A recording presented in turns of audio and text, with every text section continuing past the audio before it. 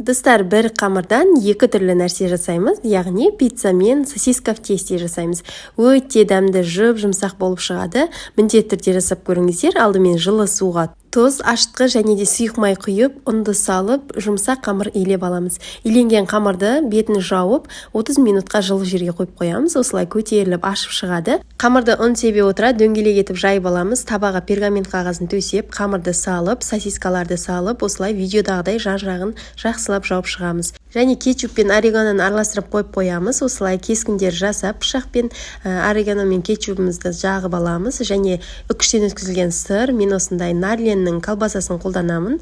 Өте таза халал өнім. Және де осылай помидор, сырды қойып, 200 градуста қызып тұрған пеште 10 минутта пісіріп аламыз. Міне достар, біздің пиццамыз дайын болды. Өте дәмді болып шығады. Пицца мен сосиска в тесте деп атасаңыздар болады. Рецепт ұнаса парақшама дәл қазір тіркеліп алуды ұмытпаңыз.